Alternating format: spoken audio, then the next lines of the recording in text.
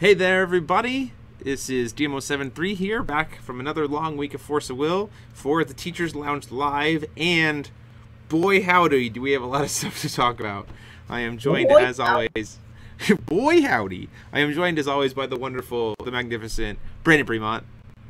Hey. And then there's also Ryan Miles over there, who's equally as brilliant and magnificent. I try sometimes. Brandon's got me beat in both categories. Can't compete. Frank will be joining us hopefully soon. But before we get into that, I want to talk about a few things. One, if you haven't already, go down below to be liking, I guess, the Force of Will Ruler School Facebook page, where we currently are doing a meme contest. So if you leave a meme on our page using the hashtag approaching the memes and hashtag ruler school, you'll be entered into a contest to win a Judge Feasting or a playset of GP Little Reds, your choice. Other cool things are, if you really want to help support the channel, you can go down below to check us out on Patreon, or you can check out the links down below to purchase a ruler school playmat, like this one right here. That's not it, that's Brunhild. This one right... It moves up. Like this Brunhild. Like this Brunhild.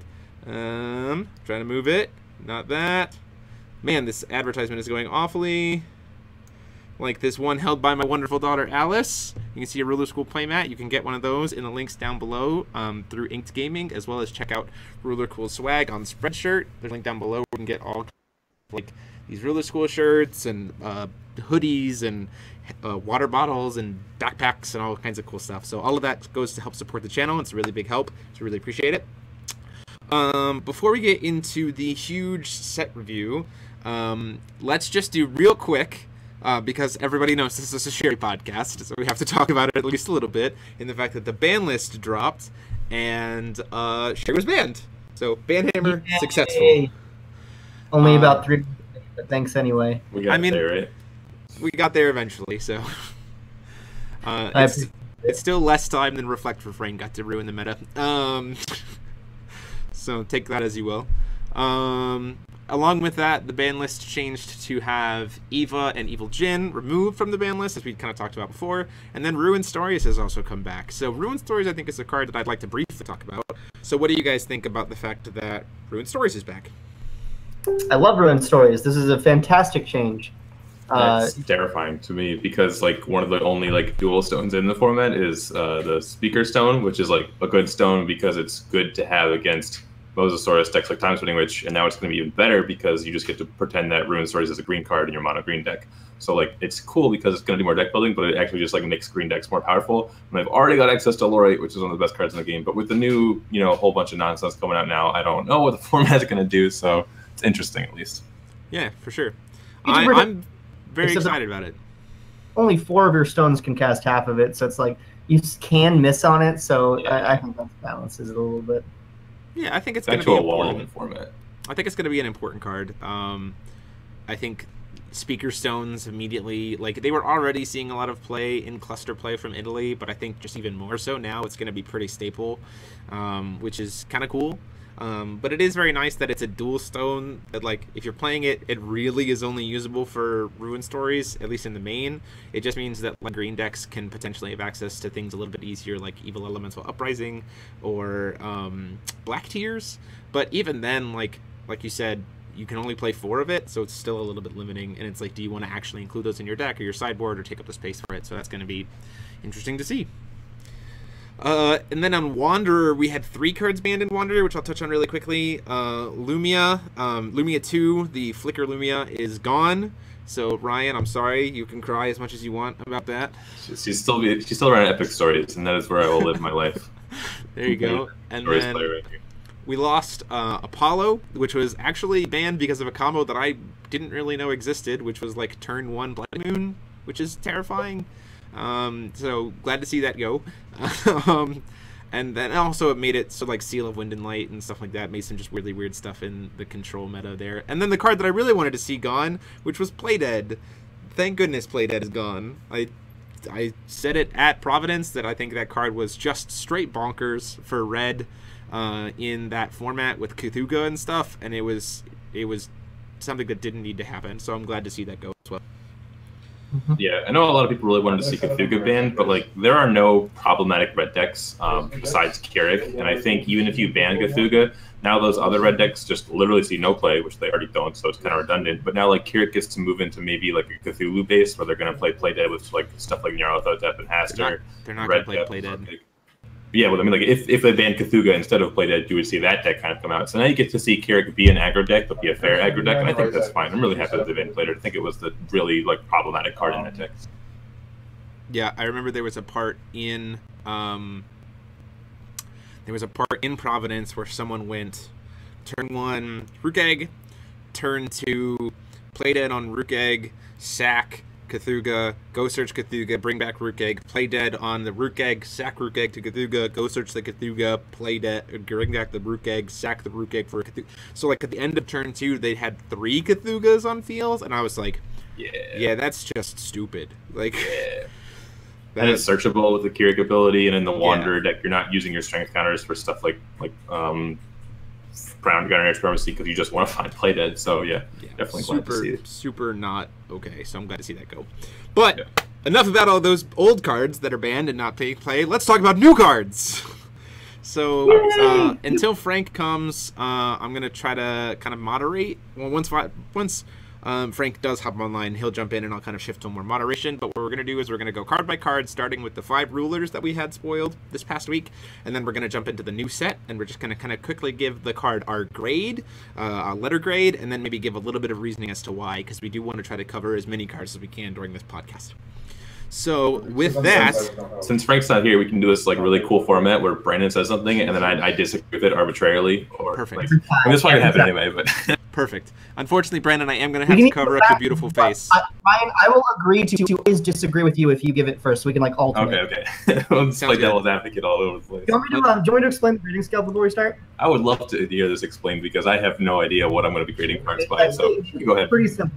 So basically, we're going to give it a letter grade by the U.S. grading system: A, B, C, D, F. F means egregiously unplayable. Typically, something that's either limited fodder or just has absolutely no place in the meta, is strictly outclassed by their things.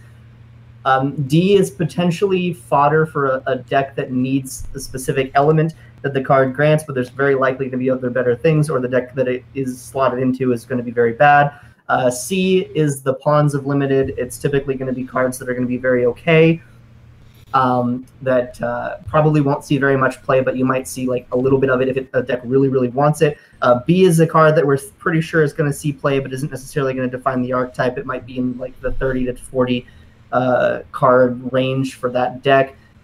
This would be something like the Phaley Resonator from Advent of the Demon King, the 6/6 that pumps something +4/+4. It's like a decent card, but we don't actually think it's going to be like insane. And then A are cards that we think are actually going to define the format.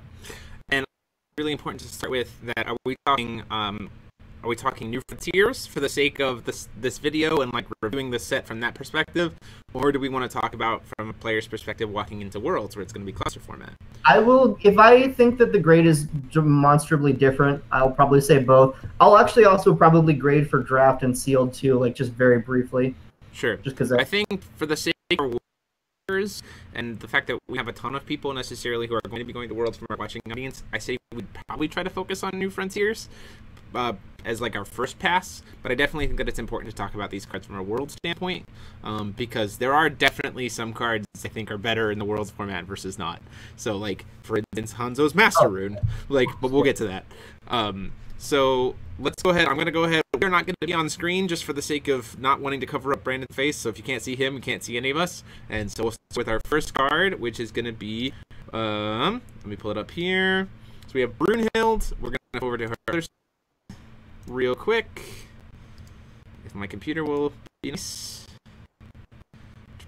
We are going to go with Brunhild's other side.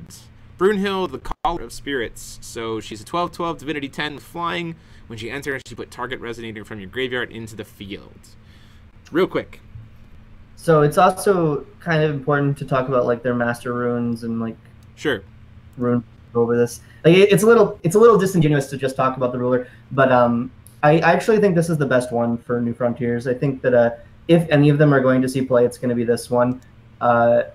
Divinity as a whole, and this is kind of covering all the rulers that we're going to see going forward, I actually think it's more New Frontiers playable than I originally thought. These runes are very, very good. There's a lot of power here. Having essentially activated abilities that can't be hit by Lorite. We don't really have a whole lot of great cancel in the format anymore now that Severing's leaving us. And most of these can't be fair spelled. And so like I actually think these rulers do stand to see a decent amount of New Frontiers play. And I think this is the best one. It's huge on the backside. It gets back, I mean, anything in New Frontiers. You just dump anything with any way to put things in the graveyard. We're losing Planting Beans, but yeah. Any way to get something in your graveyard, plus this is just a reanimation that almost can't be stopped except by Lorite. I think this is very good. Yeah, I think Lorite is just a little bit too format defining for New Frontiers, from my understanding, for me to like really like this yet. Still not sure how they're going to resolve that. So I just like having all of her power kind of just be on her flip just feels a little bit weak. And we do have stuff like Dark Revolution is still in the format. So like if you do want to play like a reanimate type deck, it's probably easier to do in black because I think there is more like discard stuff going on there, especially with like Scarlet stuff and whatnot. So like I can maybe see like an Umer type deck, but then like you're deactivating on 4 and you get canceled by Lorite, and it just I don't feel like that part of her is going to actually be super competitive. The Odin's Judgment, her Master Runes, like destroyed all resonators is pretty cool, but like right now the format just isn't like go wide. And of course, like the other New Frontiers, the other New Valhalla stuff maybe changes that up a bit. But like I'm not super impressed with this one compared to some of the other rulers. I think the backside is really what's important here. I think the Divinity 10 is just a very powerful ability, and I also think that when we lose Final Battle, that board wipe becomes really good, especially with one of her runes that gives something indestructible. You have her enchantment is everything indestructible. The addition is huge.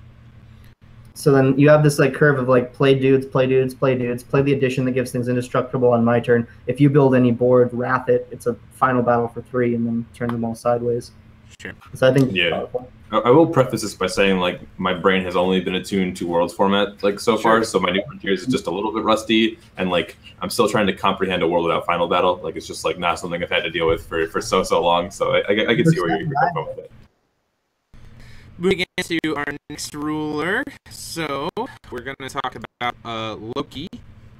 Because we already talked, and I say that because we already talked about Isis last week when we waited and stayed up until she got spoiled. We're just going to go ahead and jump right into Loki. Loki's flip side, 8/12 Witch, Divinity 10. You may pay 2 less for the awakening cost of spells you control. So just a continuous state. I think this is very interesting. Looking at the set, there wasn't really enough to make me go like, oh yeah, this is great.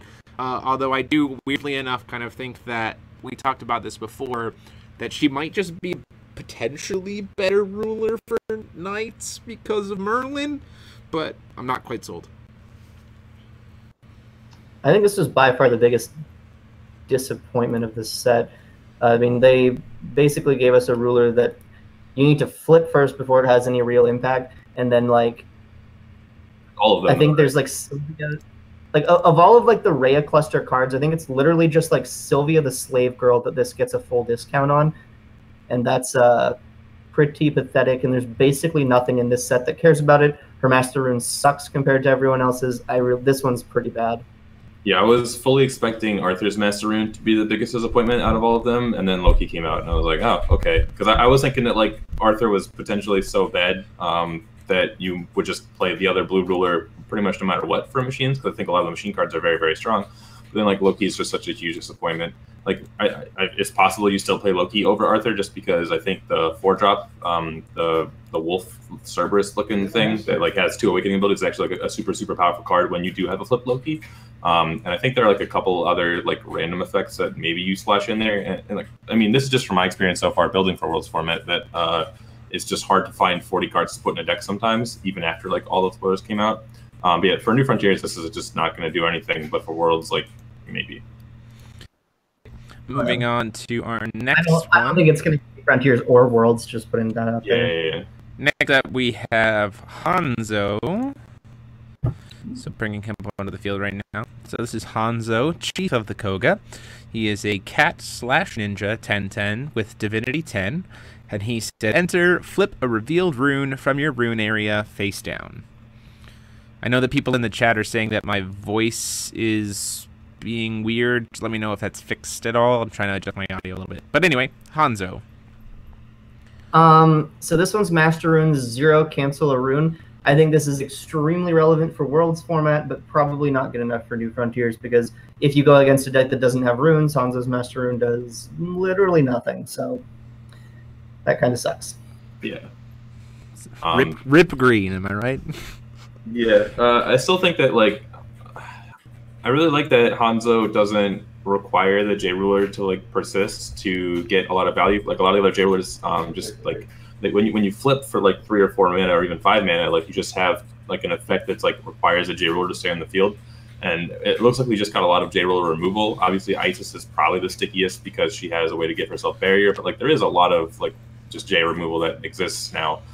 So the fact that he just kind of gets to flip another rune down, like in one sense, you're losing your Master Rune by playing against a non-divinity deck, but because your flip like gets you a rune back, you're still playing with 5 runes.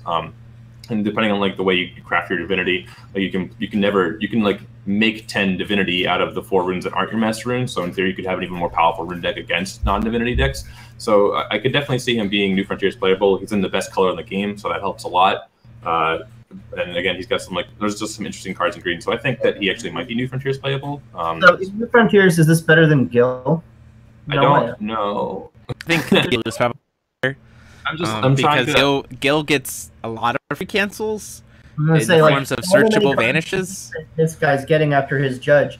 Gil judges for cheaper and gets more cards. So but it's the rune deck, right? Like, is the rune deck better than Gil? Because Gil wants the game to go super long and like needs to do a bunch of stuff. But like green just has some pretty aggressive stuff going on from like the Chimimi tribe and from like the yokais and stuff. So I think they designed Hanzo to be very mid-rangey. And weirdly enough, when I saw his Master Rune, it didn't feel like a control card. It felt like a protection card, if that makes sense. Like it's kind of like I'm trying to push, I'm trying to range combo-y thing, and I need to protect it, so I very well could be disrupted by runes, so I have this kind of like utility protection piece. And that's kind of where I felt where it is. Whether that's good in what's coming up in the Worlds format, I'm not entirely sure. But I do agree that like I don't think Hanzo is trying to be a control ruler. So that might make the comparison with Gil a little bit different. Yeah, like I think Hanzo has the potential to kill you before Gil can start getting his stuff up. And I think like most of the board wipes that we did get are runes. Like the -6/-6 to opponent's board is a rune. Obviously like the white Master Rune, obviously the blue Master Rune. I'm like trying to think of what other board wipes there are. Like a lot of the like deal 40 your opponent's board stuff, like those are all runes. So like having this just be able to cancel those means that, like a lot of the board wipes in the format are just actually getting negated. If we're like, so at 3 mana, Rhea also has a -6/-6 just to your opponent's board. So I mean, like, there's other board wipes. Before. I completely forgot that card existed, so I wasn't sure if like that would be something that like Gil is going to be playing and stuff like that. Like, I just think that this deck can like play Resonators on curve and then just like having the rune deck on top of it. Like, I just don't know how fast the format is going to be with the Divinity stuff coming in and like Gil and TSW being like the big hitters, especially with Scheherazade gone. So there's still like no way it's faster than Keurig, right? Like if you're just talking about an aggro deck, you still have Keurig doing. Yeah, no, it's definitely not going to be faster than Keurig, but because you're going to have like tempo from your rune deck that you need like Cassie's runes to actually get value out of. Like angles that this deck is being boxed by are like it's definitely not faster than Keurig. It's definitely a late better than Gil does, and then therefore like where does it fit? I don't really think I see this. It's green, so it gets to play Lorite, which Keurig doesn't do, which means it can actually compete with Time Spinning Witch because aggro decks against Time Spinning Witch get hard punished by Mosasaurus, and that's like the difference potentially. Like just having access to cards like Lorite and Ruin Stories and stuff. I'm testing something with my audio. Please, people, sorry to interrupt, gentlemen. People in the stream, if that sounds any better, if you could let me know. Otherwise, I'll try to do some. Are me and mine okay, or is it just Jeremy? It just seems like it's just me, but we'll try to figure that out. But while we do that, sounds better to me, Jeremy. It does sound a little better. Okay. So I'll go ahead and change to our next card, our last ruler, which is Lich. Lich is a 6/12 who says whenever a non-token Darkness Resonator you control is put into the graveyard from the field, put a 1/1 Darkness Skeleton token into the field. And he also has Bane, which is the new keyword for Death Touch. So, thoughts? This card doesn't say discard my opponent's hand, so I like it less than the other one. That's but fair. I think Bane for a J-Res is pretty important, especially considering that, like, if one of the best decks is Gil, the way that you make sure Gil doesn't die is you're able to search and make him a 17/17 very, very easily, and it's very difficult to deal 1700 damage to a J-Ruler that has Barrier. So Bane just kind of makes it a lot easier to actually kill that.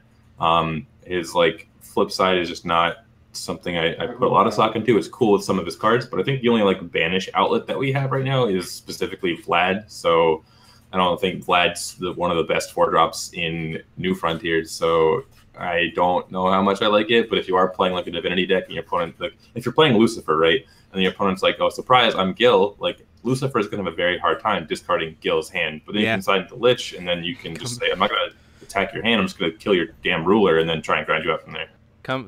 Come back on Wednesday for the feature match to see how just as easily Gil destroys any discard deck. Totally. I don't really think this guy's back ability is really that good, especially in New Frontiers. 6/12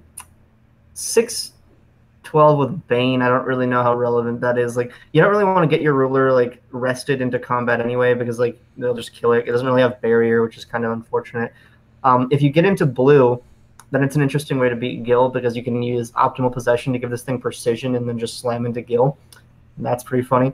But it's like not very easy to go dual color, so it's probably not actually that relevant. But and with that, we've hit all 5 rulers. So now we're going to jump into light. We have 20 cards per set, so we're going to need to go a little bit faster, or we might have to come back next week and do more of a review, or I just let these guys talk for a really long time while I'm not here.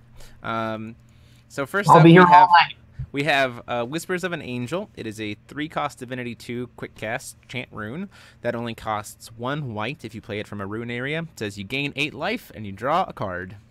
I literally cannot imagine why this wasn't just a rune. Like, besides, like, apparently they just didn't want to print runes in the main deck. Like, who on God's sweet earth is going to pay the full cost for this out of the main deck? This is just a rune. This like is not actually a chant. So what would you give it as a grade? It's not really a rune either, right? No, it's just 3-minute draw to it. I was misleading. It's actually just garbage. Move on. Yeah. Okay, so we're saying F for this card. Yeah, F. F to D range, I guess. Like, yeah, I could see D, but like the 500 life is just like unnecessary. There's some world in which this is like an aggro counter, so like D plus, I don't know. Moving on. Yeah. We have Child of the Hero, 3-drop, 1 white, 2 colorless, 7/8 human. It says Awakening 3 with an enter effect. It says put 4 +1/+1 counters on this card. Thoughts? I like to start in limited. Okay. Limited is cool. It's a 6-drop. It's an F now. It's a 6-drop 11/12. I can't even see this for Worlds format, so F. Yeah, F. Okay. Next card that we haven't seen already is Auk, the Angel of Clairvoyance. It is a 1 white, 1 colorless, 5/6 with flying. It's an angel that says enter 4C1, and 4C is like the scry. So you'd look at the top card of your deck and either keep it on top or put it on the bottom. Garbage. Unless Angel Tribal like takes off somehow, which I really don't think it will. I guess it could be like okay in Worlds if like Angel Tribal is like super real. Definitely not in New Frontiers, and that's it. The problem I have with this card is just the fact that it's a 5/6, and like the stat line for 2 mana is going to be a 6/6, so it's just not it's going to get attacked by other 2-drops, and even though it flies, it's just the way combat works in Force Blade. This isn't going to see play in like it's not even going to be like your 35th to 40th card range just because of that alone. So yeah, complete F. Also, like, I apologize for making Magic comparisons, but like 4C is actually worse than Scry in that like in Magic, your deck is 20% land, and like at some points in the game you want land, and at some points you don't. So like Scry and Magic can sometimes be like a card draw because you get rid of a card that you didn't want. But in this game, your entire deck should be cards that are like okay to draw, or at least like the difference between any one card is much less than another as it is in Magic. So like the value on 4C is not very high. So like 4C1 does not actually stand to do much. As a matter of fact, approximately 50% of the time, it's going to be no text at all. Because if you leave the card on top, then it did literally nothing. Next up, we have Air, the Bringer of Destruction. 3-drop, 2 white, 1 colorless, 8/8 Valkyrie with precision that says this card cannot be attacked. Just out of curiosity, why are there 2 cards in the same set named Air? Was there any reason for that? Did anyone else notice that? What's the I other did not card notice named that. Air? I don't know what cards named are. Well, the starter deck one that returns a 2-drop from the graveyard is also named Air. Well, this is the Bringer Valkyrie of of Destruction, Mercy, not the Valkyrie of Mercy. This is the Bringer of Destruction. Why do they have the same name? What's the purpose? I don't Oh understand. man, I don't make cards. They ran out of Valkyrie, man. They're still like, God. I like this card. I think it's pretty solid. It's a 3-drop. Might be Worlds playable, but definitely not New Frontiers playable. Yeah, that's okay. what I'm. Yeah, for the Worlds format, an 8/8 with precision for 3 that can't be attacked. So like you can swing it into something and then it remains safe to be able to swing into something again. Here's the I think that's pretty solid. Like with the addition that gives it indestructible, you get to like. Oh wait, hold on. You get to like swing with Reckless Abandon on your own turn, and then they can't attack into it on their turn, which is kind of neat. Yeah, I think if any like version of the white deck exists, it's going to be playing that addition because it just makes your board wipe so good, and you're going to like be kind of going grindy mid-range stuff with your like get back your 2-drops and play beefy 3-drops. And this is definitely like a pretty good 3-drop to put in that slot. I think it's competing with like the 3-mana quick cast flying precision first strike card. yeah, for sure. Like more, I'm not sure yet. So yeah, definitely not New Frontiers, possibly Worlds. Now the derpiest of cards. The one who gazes at the soul. It is a 5-drop vanilla Valkyrie that is a 7/12 stat line. F. Straight F. F. Just and also a Z for artwork. Just that face. Something about it makes me uncomfortable. For the most part, you can look in the bottom left corner, and if it's a common, it's just mostly unplayable so far.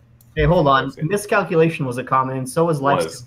Yeah, but in this set, I'm saying I haven't actually like fact checked that at all. I'm just noticing a trend that like sometimes because you're a card game, you just print bad commons. Ta-da. Oh, for sure. Okay, moving on. We have the Tiny Trader. First off, this card is adorable. It is a 1-drop 0/8 vanilla Were-Rabbit. Garbage. Yeah. Is there was there a Were-Rabbit synergy in this set? Like they just printed IU, right? But it doesn't actually have Were-Rabbit synergy. Yeah, there's no actual Were-Rabbit synergy. Yeah. All right. In that case, I'm gonna say this card is unplayable. Carry on.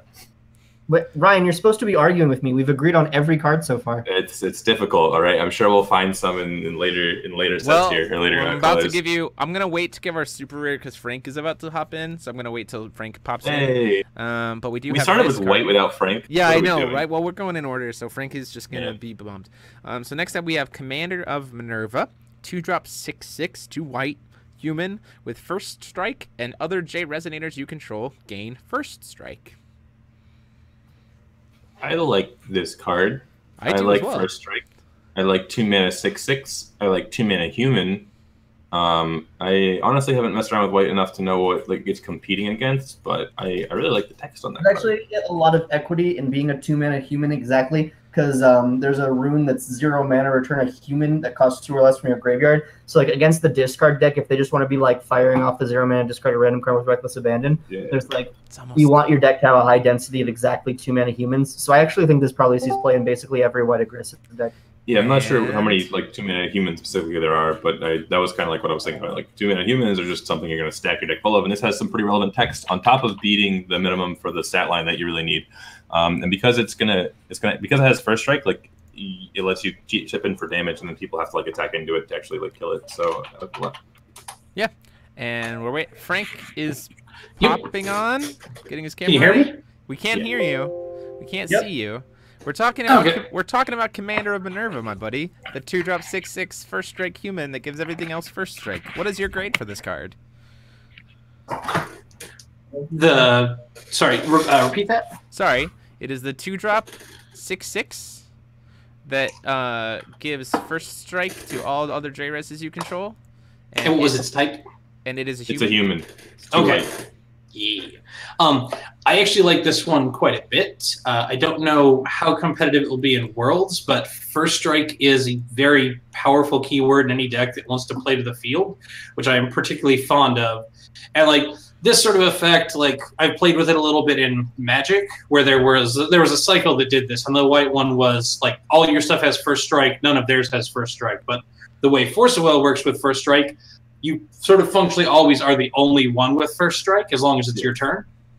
And so, like, it has always been, like, way more impactful than people expect. And that was basically a 3-drop, which is sort of this game's 2-drop, just because of how consistent our curve is and how low it is. And so I expect this one to not be anything, like, insane, but I would give it, like, a solid C+, B-. Yeah. And I'm pretty excited about it. Next up, we're jumping into our super rare, the other super rare that we haven't seen, which is Siegfried, the 100 Years Hero. He is a 3-drop 8/8 Resonator human with Rune 2 white. So I believe this means that if you have 2 revealed white runes, you get this effect. And he says if this card would be dealt damage, prevent 200 of it. And he also has Rune 4. So if you have 4 revealed white runes, this card gains +2/+2 and Barrier from Chance. And then Awakening of 2 white and 1. He has an enter that says search your deck for a card named Balmung, reveal it, put it into your hand, shuffle your deck, and then play a card named Balmung from your hand without playing its cost. So I think it's very important to also talk about Balmung, so I'm going to quickly pop over to Balmung's image so we can talk about what that effect is, because it has such synergy with Siegfried. That's literally his whole point. And Balmung is a 4-cost, 2 white and 2 chant that says destroy all rested resonators. So, what? This guy has a lot of text to do nothing. Yeah. Talk about it. Guy, I don't think he's very good at all. I agree. There's synergy with I think the Balmung is very, very, very good, and we'll talk about that in just a second. But and so this guy's kind of good as, like, would you pay 7 mana for Balmung? And isn't it 6? Maybe.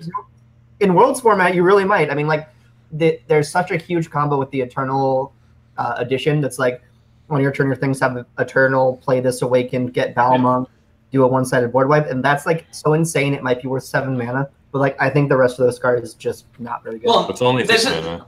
I'll say, and this one's always going to be a one-sided board wipe because it only hits rested resonators. So you'll simply do it before you attack. Yeah. Like,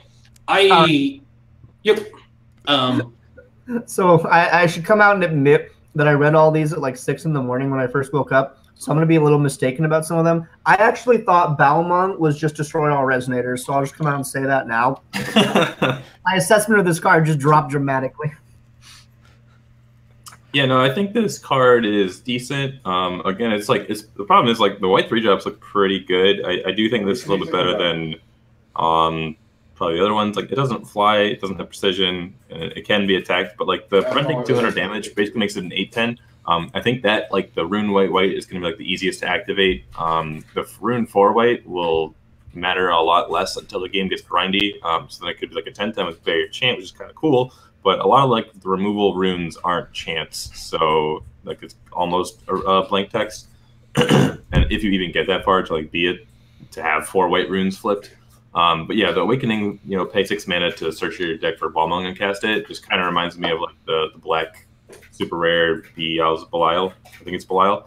And it's cool that, like, we do see a lot of board wipes in a lot of colors, because it is going to, like, I'm really interested in just, like, how the New Frontiers format deals with boards going wide without final battle, and then also how the Worlds format is going to just deal with all of the cards that want to have, like, the blue deck wants to go wide, the green deck wants to go wide, and then, like, the black deck wants to board wipe, and the white deck wants to board wipe, and the white deck wants to reload, and the blue deck has crap and build to reload. Like, there's, like, a lot of things going on. Really need to test a bit more, but I kind of like this card a lot.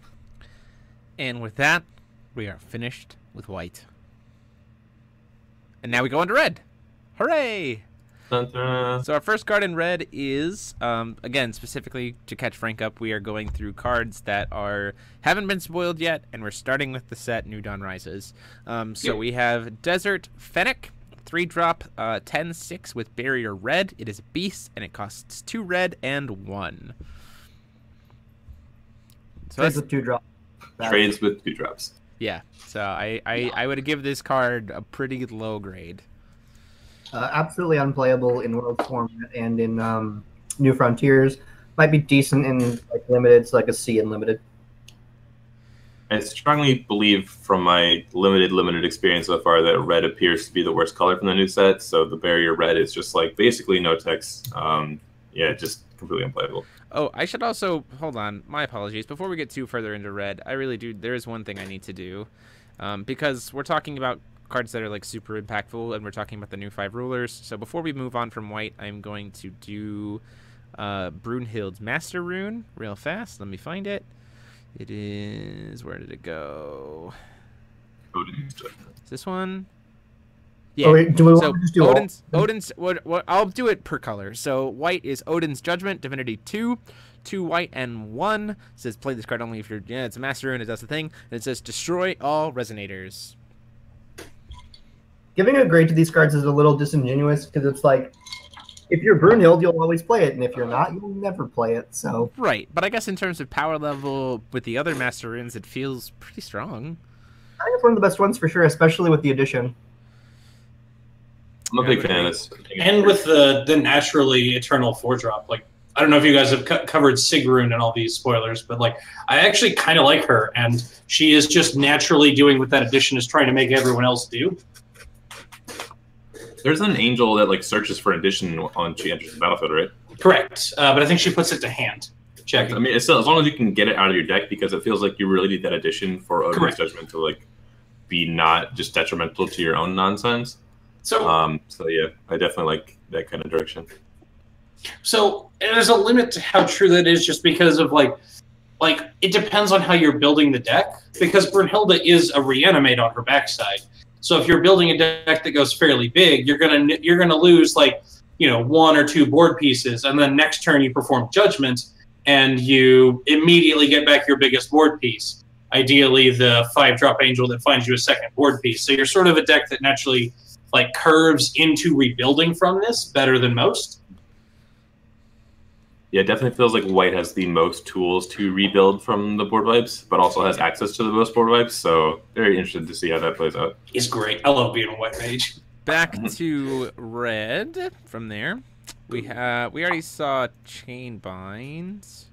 So I apologize. Sometimes seeing the card images really small is a little tricky. So we have Burial Rites. It is a 1-drop quick cast chant for 1 red. Remove all resonators in your opponent's graveyard from the game. If 5 or more cards are removed this way, search your deck for a card named Anubis, Administrator of the Hounds, reveal it, and put it into your hand. Then shuffle your deck. I have not. This is overall a decent card, and that is just pretty okay graveyard hate. But I haven't seen enough in this format to make me want to play pretty decent graveyard hate, especially in red. So I would pass on this one personally. Yeah, I don't think it's very good for like New Frontiers when you're probably just going to play Elemental Uprising, and there's basically nothing to hit in Worlds format. Although Tutoring for Anubis might be very good. We haven't talked about her yet, but she's pretty decent. Go ahead. I think if you're going to be a deck that's going to play red, like you're also going to be going to play black in New Frontiers, because the only dual stone we have is the red-black dual stone. So this card like has to get directly compared to Evil Elemental Uprising. So it's like, okay, do I want to remove all my spells or all of the resonators, and then do I care about searching Anubis? I forget what that card does, so maybe I think Evil Elemental Uprising is still better. It's the red play of this format.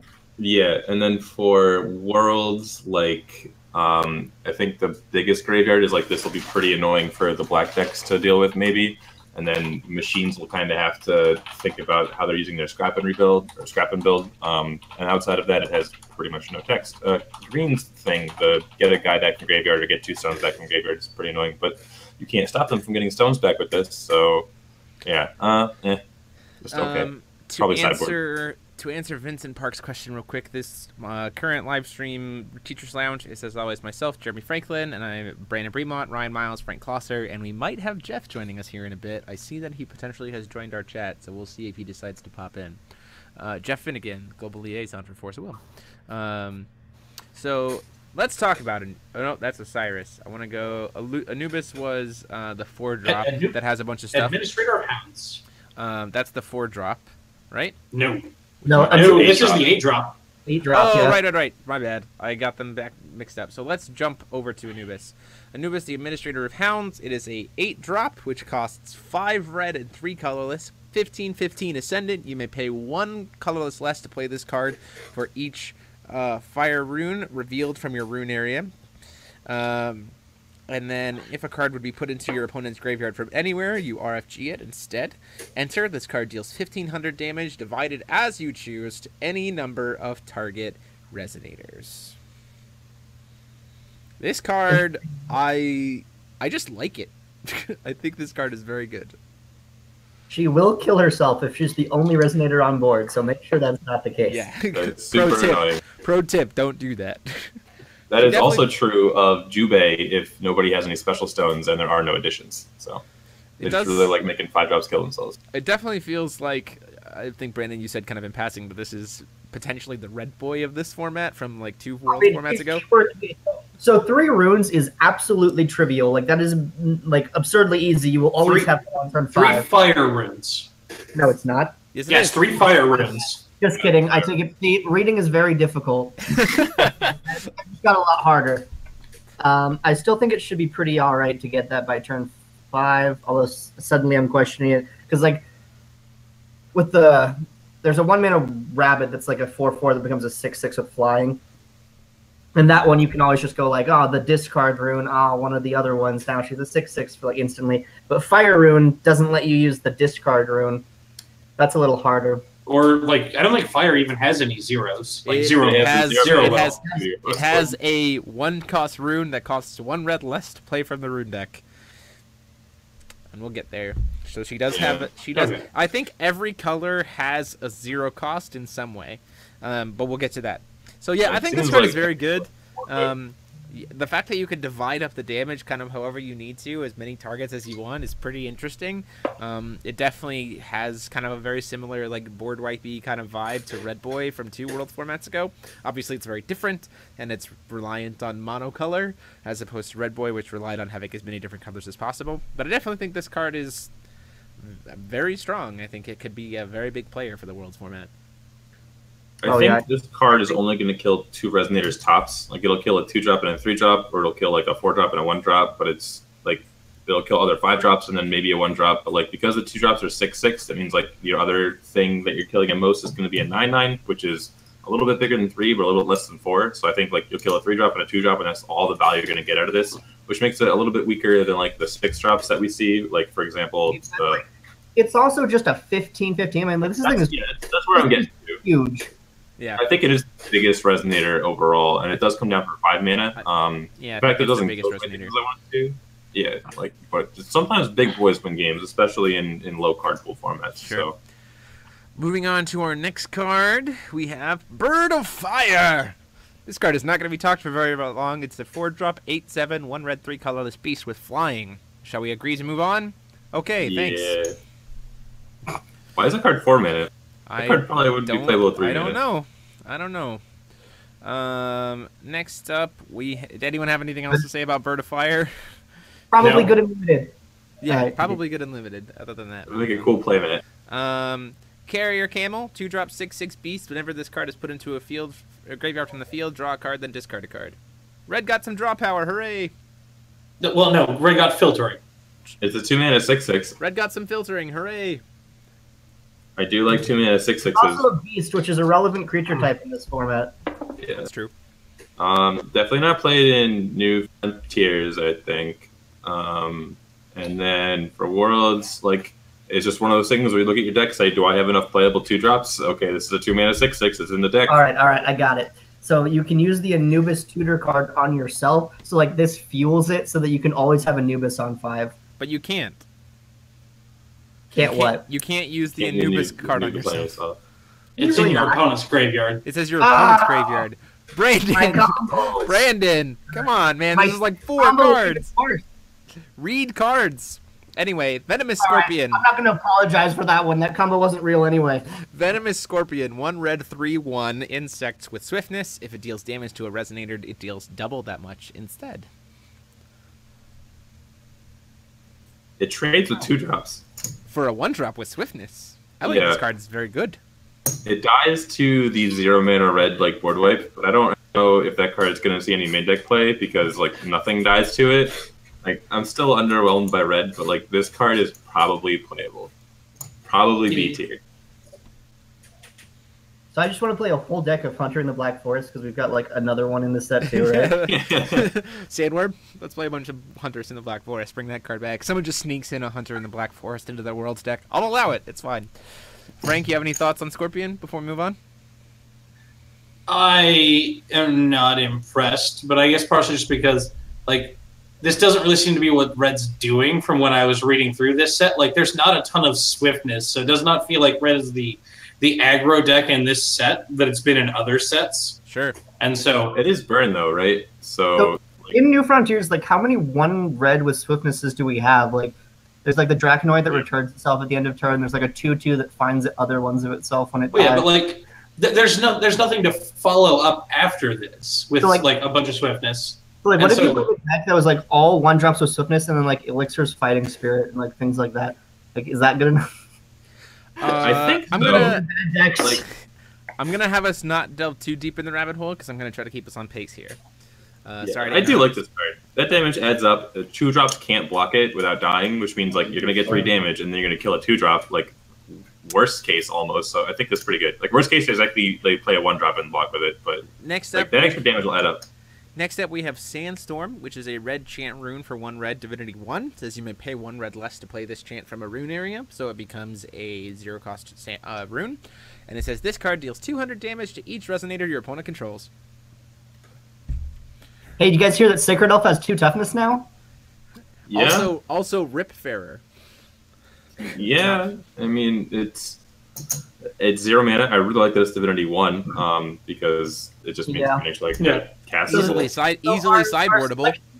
Our selection of Divinity 1 runes is not very high, and so like blue 1 per color has literally none. So like if you really want a Divinity 1 rune, this might be one that like blue just like plays if they want to flip all of them. It kills the Sacred Elf. It kills all of Lich's little like skeleton tokens that it generates. Yeah. And then it also kills that Scorpions we just talked about. It also just like randomly lets some of your stuff like trade up in combat. Like they have an 8/8, you have a 6/6. Like you attack, they block it, and then you just like randomly get some extra value out of it. This card like it doesn't read like it's very powerful, but like I wouldn't be surprised if it sees Worlds format play. For sure. Moving on to our next card, we have Trader of Sandora, 3-drop 6/7, 2 red and 1 human. Says this card This card deals 200 damage to target J-Res. I'm gonna go with unplayable. I would agree. I agree. Yep. And moving on, we have Explosion Wizard, 5-drop, 1 red, 4 colorless, 5/6 human. Says enter. This card deals 900 damage to target J/Res your opponent controls. Good and limited potentially. Isn't this just a better Firebow Elf, which was actually a pretty strong card? Firebow Elf was 8/8. That's true. Which was like line. a significantly better body, but fundamentally, yes, it's very good and limited. But this seems like a Anubis. It's Anubis light. It's budget Anubis. Budget Anubis. It's J's, but like what J resonators have 9 toughness from the like in any other formats? I honestly can't think of any. Isis. Lucifer. Isis. Isis gives herself barrier from anything, right? Not just like barrier chain. Yeah, correct. Okay. Yeah, I don't like this card. So yeah, budget Anubis, and then moving on to our last card from red, we have Scalding Breath, 2-drop Divinity 2 rune, 1 red and 1 colorless. You pay 2 colorless more to play this from a rune area.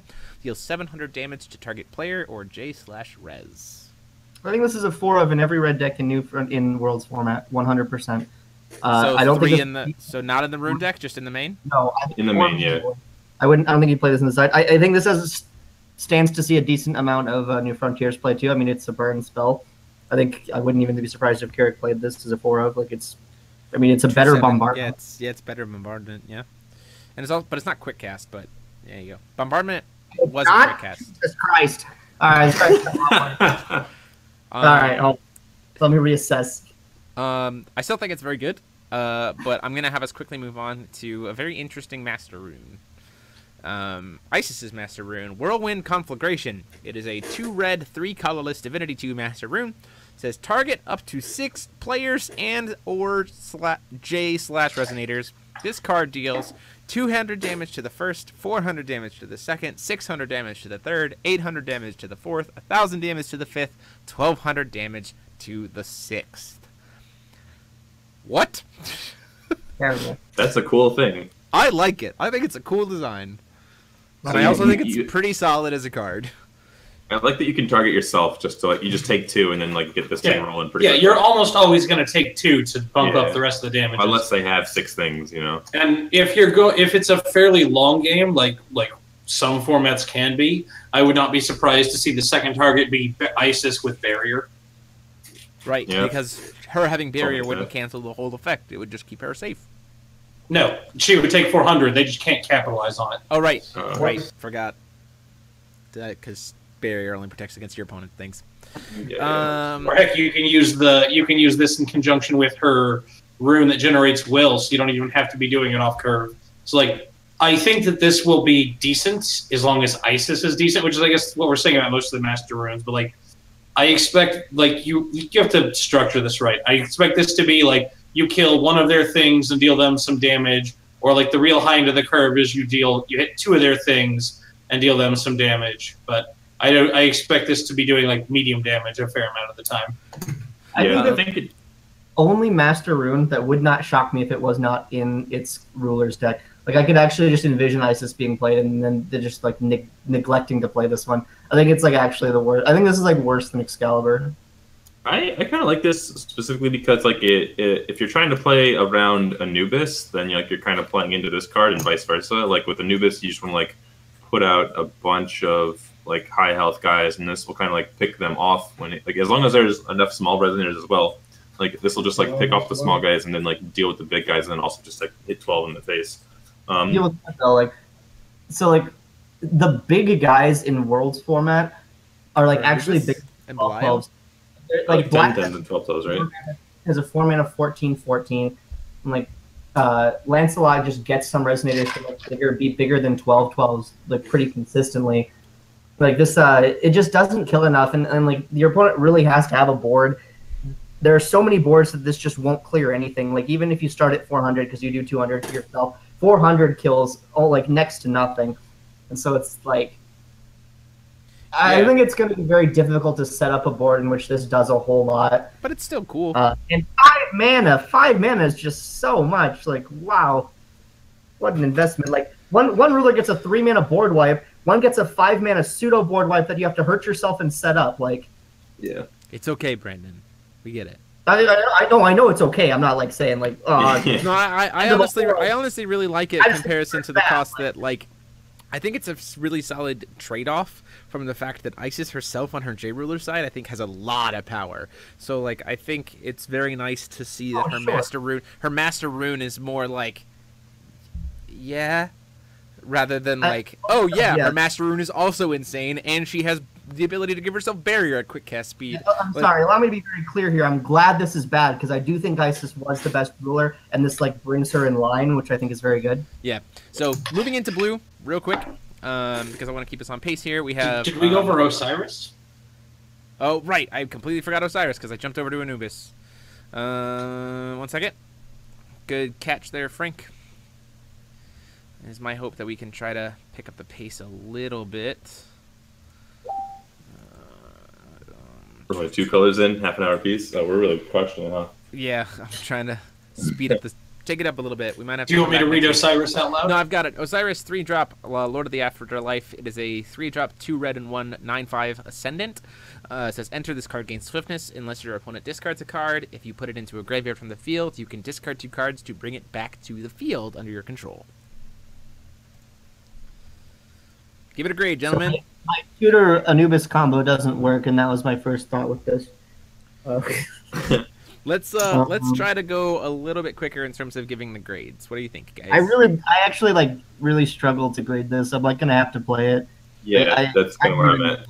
I like actually couldn't even tell you whether this is like awesome or unplayable. It's definitely like one of those for sure. One of those for sure. I feel like if you can figure out some sort of engine with those sandworms, that this guy can really work. And that's the only scenario where I can see really wanting to mess with him. I can see that being. I think he's pretty good. So let's jump into blue now. We have the Skyround Guardian. It is a 4-cost 1 blue 3 machine 5/11 vanilla. No. Blue has some disgusting 4-drop machines. This will never see play. The machine is actually like loaded with gas. Like this, it doesn't need this. Moving on to the next one, we have Skyround Technician, a 2-drop 6/6, 1 blue, 1 colorless machine. Says enter, put target +1/+1 counter on machine resonator you control. Interestingly enough, has some of the silliest lore connection with the 1-drop machine, who's looking for a screw that is missing. And Skyround is trying to get him back his screw that he lost. But I really like this card. I think it's a pretty staple card for machines. You're going to play 4 of it if you're playing machines. I agree with that assessment. Yeah, this is A. This is going to be in every machine deck as a 4 of 2 mana 6/6 with upside and like significantly good upside for the machine archetype. Just what the doctor ordered. Moving into we're going to be bouncing around a lot. We have Hamlin, the Sound of Temptation. 3. It's a 5-drop, 3 blue, 2 colorless, 4/4 fairy tale. Enter. Gain control of a resonator your opponent controls, chosen at random. This card's bad, right? I'm not confident. But I 4/4 is no, it's definitely terrible. 4/4 is not a real body, so like you're paying 5 for a random resonator your opponent controls. That's kind of a 2-for-1. Like it destroys that resonator and like you gain that resonator, but like you just have such a high chance of hitting just like absolutely nothing. And you're in a color that's not going to be able to really sculpt the one you're getting. Like, you're in blue, so you're not really setting up to get the best one. You're just actually rolling dice and hoping you get a good one. If you're machines and you get, like, Lancelot off, then, like, maybe you can sculpt this a bit better. But if you're machines and you're getting Lancelot off, then you you're already late in the game. You don't need this card. Yeah. Moving on, we have Iron Cauldron Witch. It is a 6-drop, 2 blue, 4 colorless, 7/9 fairy tale / witch that says enter, return target resonator your opponent controls to its owner's hand, draw a card. 6 mana? 6 mana? We ain't played. Yeah, no, nothing going on here, boys. Maybe a card that you could see as a bomb in limited if you absolutely needed it, but other than that, it's a tempo card that's too expensive. I agree, like 100%. Even in limited, I'm not excited by this card. I will probably play it because you'll need a 25th card. But what's that bird that banishes? You like pay 4 mana to awaken it. Like that seems more playable than this. Moving on to our next card. Let's draw a card. We have the Quick Cast Rune Thick Fog. It is 1 blue, 2 colorless, Divinity 1. It is a chant rune quick cast. You pay 1 colorless less to play this card from a rune area. Target resonator cannot attack this turn, draw a card. This card was existing as a card that was really, really bad before as a 1-drop quick cast blue card, and I don't think it's going to see play as a 2-cost quick cast rune. The Divinity 1 is like in high demand, and this one says draw a card on it, and it's Divinity 1. So like, maybe if I really would rather play this than Sandstorm, than they can. But it's like, yeah, I still think it's kind of meh. Yeah, that's this 2 mana quick cast. Like it kind of just sits in your rune deck and doesn't eat up your Divinity, and then eventually you just have 2 mana chilling. You're like, I guess I'll draw a card at the end of your turn, kind of thing. I think that's okay for Divinity 1. I think it might see play just in the way that you have to sculpt your rune deck. So I'd probably give it a C tier, maybe B. C, yeah. Next card, Mad Hatter of the Misty Woods, another 5-drop, 2 colorless or 2 blue, 3 colorless, 10/12. Says enter, draw 2 cards, then discard 2 cards. I liked the first line of text on this card. Right. I wish it didn't have the discard. I think it would have been fun. I stopped liking this card. Yeah, at a 5-drop, this really could be like drawing more than it discards for 1. Like, right. Like if you told me this was a draw 4, discard 2, I'd have believed you. You also have like a lot of 4 mana 10/10s, so like 5 mana 10/12 like is a below curve body, and with an ability that like doesn't even net you cards. So like I don't know. Yeah, definitely not good. Seems so like the synergy here is with that addition that lets you like bring back a 6-drop fairy tale. The problem is I honestly can't remember if we saw any fairy tales that like we actually care about. Yeah, so which is a fairy tale.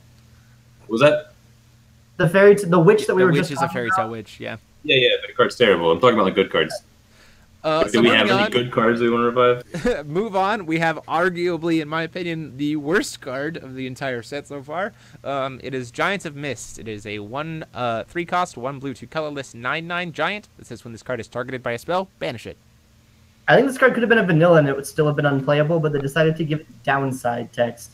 To Yurikan, really quick, you can only have 1 copy of any rune in your rune deck. But yeah, I think this card is just straight garbage. I think it is no bueno. Yeah. I really enjoy that blue is honestly one of the colors, mainly because of machines, that I'm most excited for about this set, and we are just blazing through it at a fast pace because there's so many stuff. There's so much for Loki that's just like It's just not. It's still... just not there, and it's disappointing to me. Yeah, Loki definitely seems like probably like having the worst support overall. Yeah, I would agree. So let's talk about the other super rare for blue before we get into Loki's Master Rune. This is oh my gosh, I'm gonna try to pronounce this. No, I'm not even gonna say it. I'm just gonna say Jormungandr, the Eater of Worlds. There you go. Thank you. What he said. He is a 1-drop. He's a beast. 1 blue, 4/4. This card gains +5/+5 for each growth counter on it. Whenever it attacks, you may remove a gluttony counter from this card. If you do, remove target resonator your opponent controls from the game. Awakening for 2. This card enters the field with a growth counter. Awakening blue. This card enters the field with a gluttony counter. You can banish a water magic stone to get a growth counter or a gluttony counter on this card. Play this ability only during your turn and only once per turn. How garbage is this super rare? Pretty bad. I think this card is insane. I like this card a lot. Are you nuts? I think it's really good. This is a passable one. This is a passable body at 1, a passable body at 3, and then it has upside of possibly killing stuff. And like, if you get to late game and you top deck it, you just start trading off stones for field advantage. Okay, so this is a 1-drop, a 2-drop, a 3-drop, a 4-drop, and then just even later in the game, just has upside of being able to kill so many things. The best mode of this card is 2-mana 4/4 that the first time it attacks, you remove something. Yeah, it is. You may remove a gluttony counter from it. So even if like if there's nothing you need to remove, you can just attack for 4 and be like, cool. Like you don't have to like. I think you guys might be overrating this a bit. The fact that you can play it on like any curve feels kind of nice, but like. The other thing is what deck's playing this, because like the blue. Yeah, that's the issue, right? That's what I'm saying. It's like I think the machines would just machines would just play machines, like. Right, like I struggle to envision what deck like actually wants this. Like 2-mana 4/4 that attacks and exiles something like is like fine, kind of like even that's not like insane to me because it still just dies, right? Like I don't know. I think this is the because like if you're playing this on 2 and then they go into their turn and they have 2 resonators, likely one of them's going to trade with this. So like you attack, you eat one of them, and then the other one blocks and kills this. So it's like actually only a 1-for-1 anyway. And I don't really know about this. Yeah. So before we move into too long, here is Loki's. Nope, that's the wrong one. Gosh dang it, the artwork on these cards is so right? Yeah, it's Consume is the Master Rune. I picked the wrong artwork. So Consume, 3-drop quick cast Divinity 2, 2 blue and 1 Master Rune. It says remove target resonator from the game. You gain life equal to its defense. This could have been a regular. That wouldn't have been like too terribly shocked. The fact that this is a Master Rune is very weird to me. It's like. Yeah, it doesn't feel very Master Rune-y to me. Yeah, the one thing I will say. I would still rather play this than Arthur, and blue does seem to be quite possibly a deck. Yeah, the only reason why I want to play blue is potentially for Merlin, for Loki, for Merlin. For machines. Right, that's what I'm like, saying. Play Loki to get like the machine. Yeah, but like I would hands down play Loki over Arthur. But hasn't it been confirmed that Arthur sends stuff to the grave? I think that Excalibur's better than this. By only a very little bit, but I mean you can use it to cheat through a swing for lethal potentially. So like there's that. Well, like Excalibur can hit additions. Excalibur can sometimes get like 2 things off the board. The gaining life, I just don't put a whole lot of value on. I guess this is quick cast. I guess that's relevant, but yeah. But like the blue deck isn't really playing at instant speed, right? Like it's just playing like beefy guys on curve for like the first 6 turns or so. Is that, like I don't really know when the blue deck never finds time to cast this unless it's like super losing. So yeah, it feels kind of meh as Master Runes go. Any other thoughts before we move on to green? I don't know like about this art, but otherwise no. What's going on with this? Yeah, what's going on? Move on. So we have Loki. Let's go into green, and we have in a single stroke. 3 cost, 1 green, 2 colorless, Divinity 2, Chant Rune. Play 1 more to play this card from a rune area. This card deals 800 damage to target resonator. If you control a Bushido, destroy that resonator instead. It is like legitimately horrendous. Like so, black has a black and 2 colorless, destroy a resonator, cost 2 less if something died this turn. This has green and 2 for a sorcery. Do 800, and if you control exactly 1 5-drop resonator that was printed in this set, it's destroyed instead. So you're going across color identity, and like you will need to pay more for this type of effect, especially because like we don't have dual stones. Like getting this kind of effect existing at all is important, so it has to be overcosted, just not like whatever color wheel we have left in the silly game. But yeah, it's terrible. So I just wanted to address that point, but it is terrible. Yep. Moving on. We have Squall of the Tengu. 3 cost, quick cast, 2 green, 1 chant. Says quick, destroy all resonators with flying. Jeff. It's a cool sideboard. He's here. Jeff, welcome. Hey, Jeff. And so, just as a fun side note, Loki's Master Rune used to draw you cards instead of gain life. Why doesn't it still do that? That would have been good. Much better. Awful. It's divided by 100. That would have been so wonderful. It was broken as hell because it was like, I'm just gonna restock my hand and you lose your best creature. This seems fair. I'm a fan of that. Right now, it's like Loki just seems like the worst across the board. Like all the Loki support is bad. The Loki Master Rune is bad. Like the only thing going for Loki is that 4-drop. Was Isis's rune made like the way that it is to balance out Isis, or was that like the other way around, or is it just two parts? A, like, you guys know, like the stereotypical red deck wins player is not necessarily the toppest of tier of competitor. And so it is a fun rune as a master rune that's kind of interesting, while at the same point, like, it's costed the way it's costed because her J ruler is so strong. Like, to have she's 14/8 with a billion abilities, and so having access to that and the ability to wipe your board if it was lower costed would be a little bit too dangerous. So kind of the idea was, she's powerful, the effect is fun and interesting, and it's a little, you're probably not going to play it in a like tournament setting, but at a casual level it's super fun to just be like, how many targets can we get out of this, and can we get it to the maximum value? So like, not every because is it target up to 6? I can't remember, or is it have to be 6? Yes. Up to 6. Okay, interesting. So moving on to our next green card, we have Eton Momen, 3 cost, 6/7 flying yokai, 1 green, 2 colorless. I don't really know what to say about this card. It's adorable. What do you think about the card Eton Momen? The 3 cost, 6/7 yokai with flying. Oh, the bird. Or the paper cat. Paper cat. Basically, that's the cheap alternative for if you want to do the yokai search and you're not at late game where you can crap out 2 Karudas, then that's basically your other go-to. So I think the cat's what? 2-drop, 3-drop, 3-drop. Yep. Not amazing, but I think the idea is that if you just need to finish the game with some cheap flyers or something, it puts 2 threats on board.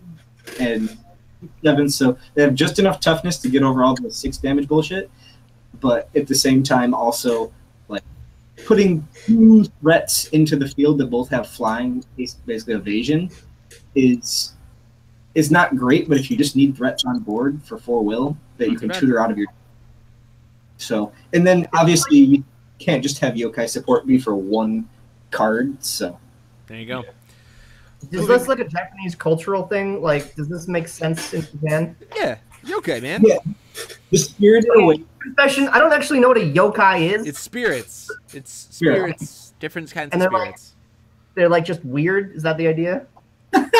Matt, Brandon, talk to me outside of us trying to move through an entire set at once. And we can go into what yokai are. We'll dig Let's put on this American flag. Right. Next or up I'll we make have... you watch XXX Holic. Where's my cheeseburger monster? Next up, we have the Grand Bird of the Lost Isles, spelled differently than the edition Lost Isles. 5-drop, 8/9 beast with flying. No worries, that. It is a 5-drop, 8/9 beast with flying. A beast is a relevant creature type. But it's 2 cost more than a 6/7 with flying. Yeah, no, this is not a card. This is not a card that goes it's into a deck that you feel happy about. So moving on. Real quickly, like, when we're making sets and like there's always vanilla creatures and kind of drafty, like this, there's good constructive cards, there's mediocre constructive cards. There's like great bombs in limited, and then there's like medium cards in limited, and then there's bad cards in limited. There's always a couple cards that are just bad in limited, and whenever I look at them, I'm like, we're gonna pay for artwork that is really pretty or really Yeah, that card is beautiful, and it's just and then we're bad. gonna put it on a, It's just bad. it's just like no one will play this card, and it will be like the 10th pick in a booster pack. This is like one of those cards you just collect an obscene amount of because nobody wants it, and you're like, oh, the art's cool. So jumping into our next card here, we have the Mimi Tribe's Cook. It is a Mimi Tribe 3-cost 8/8. Enter. You may discard a card. If you do, gain a grand. Okay, actually, I'm so glad we have Jeff here. Jeff, at one point in design, did like Mimi Tribe have some synergy with like discarding cards? Because there are so many Mimis that like discard cards and they're just like do nothing. And like I was really waiting for there to be a green card that's like, for every card you've discarded this turn, draw a card or something, and then we just didn't get anything like that. Essentially, there is a lot of free discard effects, and I think the idea was that they were designed in a different pattern than how this kind of set finally came together. So I think the idea was that there was going to be fuel for like Brunhild, essentially, though.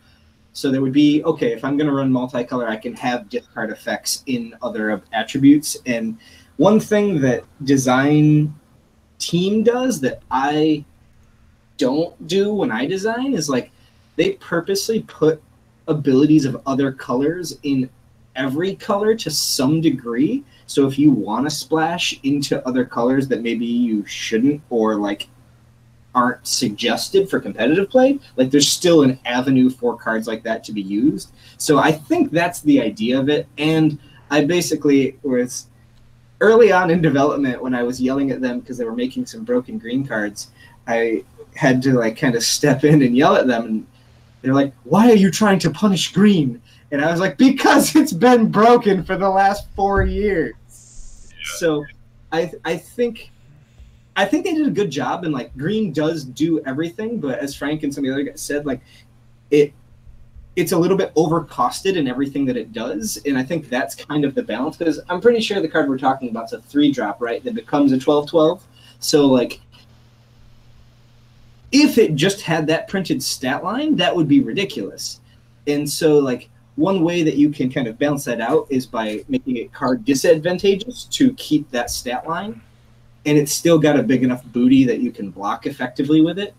So that's kind of the idea behind it. Is like, to me, I'm not gonna lie, like I don't like the Mimi Tribe. I think I just don't like fat kind of blobby things, and the lore isn't really my thing. So that whole tribe is not my jam, but that is my interpretation of that card in particular. And with that, anyways, we move really on to bad. and with that, we move on to our next card. Cat Ninja Scout.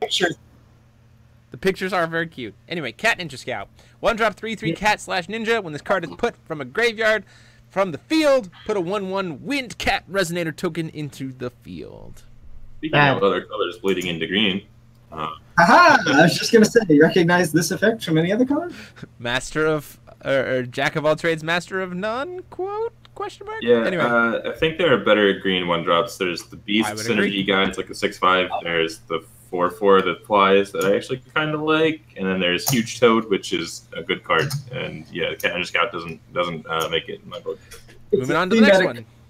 Fashion the Lich. That's it. Moving on to the next one, we have Jubei, the One-Eyed Swordmaster. Here we go. 5-drop 12/10 cat/Bushido. Enter. Choose one. Destroy target special magic stone, or this card deals 1200 damage to target resonator, or destroy target addition. This card, I mean, I like this card a lot. It has text. I complained about this card a lot. I think this card is extremely good. I think it's definitely going to be a 4-of in every green deck in Worlds format. It just feels like the Christie of this format, right? From like. So here's my problem with that statement, it just has more right? utility. I really like this card, but like we want to play the Call of the Yokai, right? The Moonbeam Butterfly for 2 yokais. Like, how many copies of the other 5-mana 12/12 are we playing? Like, how many 5-drops are we putting on our deck with no ramp? Like, so many. So is the Yokai card. Like, which one's actually better? I think it's this card, but there's like a Tengu, right? That's like a 4 We're gonna get there. We're gonna get there. Okay, but I'm just trying to figure out, like, because I think we can go that as the yokai that we get, and then this. So, like, I would also note this card, I think, will be heavily played in casual epic stories. Like, this is just acidic slime. It's going to be everywhere. Yeah. This card is great. I don't have any real complaints about this card. I think it is going to be very strong, and I think we're going to see a lot of it at Worlds. Destroying additions might actually be more relevant than we give it credit for. Like, Skyround is very good. Never-ending Rain Runes is, like, also very good. Like, there's definitely additions you want to hit in Worlds format.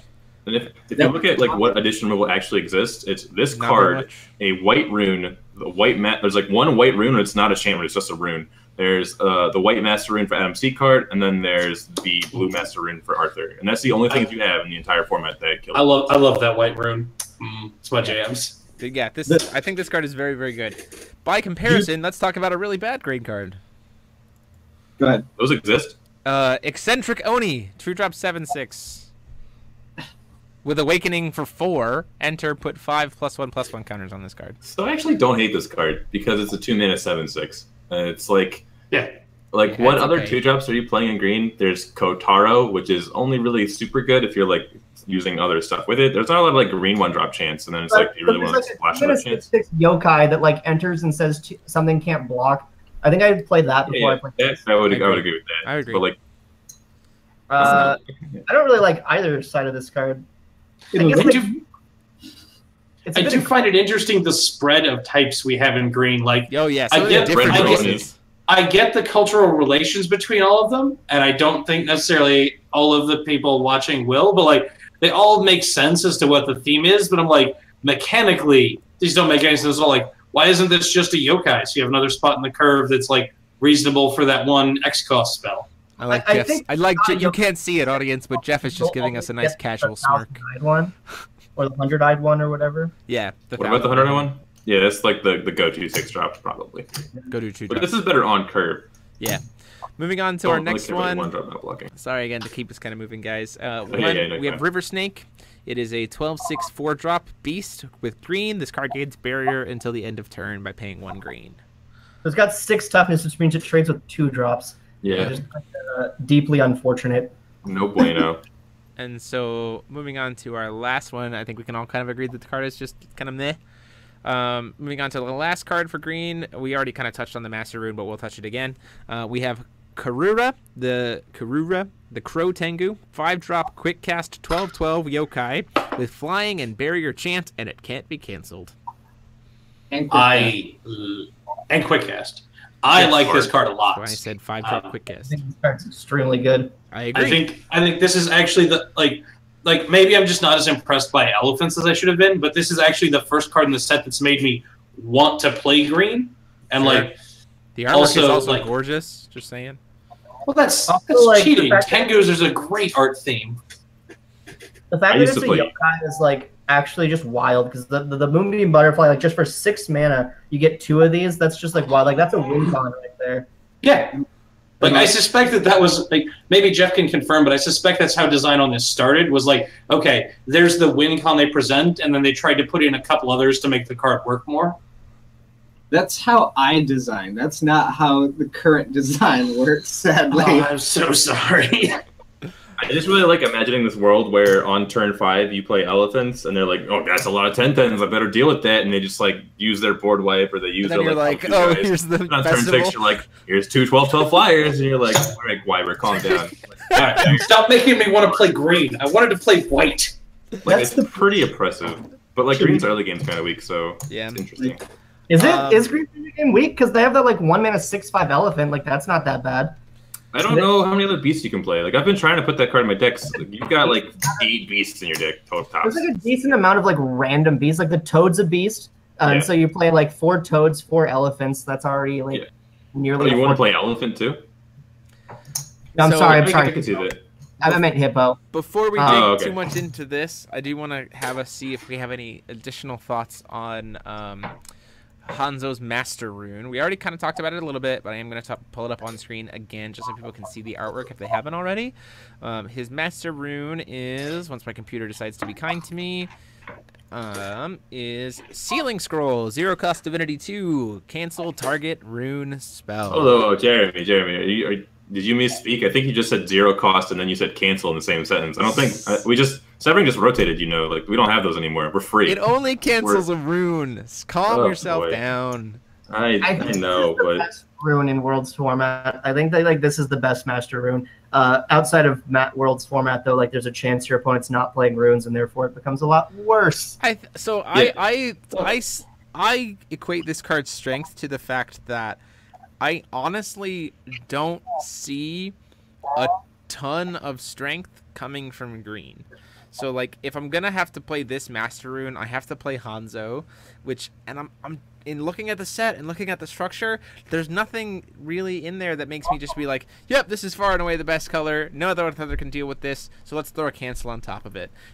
It definitely feels, at least from my perspective, it definitely feels like green. It just doesn't make me scream this going into all these cards. Doesn't make me go, yep, I want to play Hanzo just so I can play this card. I feel like other colors have a lot of other awesome tools that make me want to play them over Hanzo. Just logically, this has to be the best rune, right? Because no matter what you think the best rune is besides this will always cancel it besides Elephant Rush. Elephant Rush, exactly. And besides Seacart's master rune. Yeah. The Seacart's, whatever. But besides those two, which I don't think anyone would actually call the best master rune. Jeff is just laughing at us. I'm gonna always pump it for 0 mana. So I've been playing a bunch of machines versus the black deck because that was the only real decks that we had before. And a lot of how that matchup went was machines would go 1 drop past, black deck would go discard a card. I'd go 2 drop past, they'd go Black Rosario or whatever Lucifer's Master Rune is called, and then just rip apart the hand. And then this card allows green to keep a board against Lucifer, which I think is going to be huge in Worlds format. It allows you to cancel Machine Scrap and Rebuild, which is just huge because that's one of the most powerful cards the Machine deck gets, and all of this for 0 mana. You can just play your tempo game and still just hit whatever they were doing that's powerful, and I think it's just really good. Yeah, because of how tempo oriented small card pool formats usually end up being, there's not just not a bunch of degenerate combos. Being able to cancel your opponent's scariest play and then make them pay mana to do it while you're not paying mana is just such a powerful thing that you can be doing. And I'm really I think there are a lot of good cards in green. You've got strong 1-drops the Hippo, you've got strong 2-drops the 6/6, the Okai, you've got strong 3-drops Jiraiya. I think the 4-drop slot's the weakest, and then on 5 you start getting real bananas.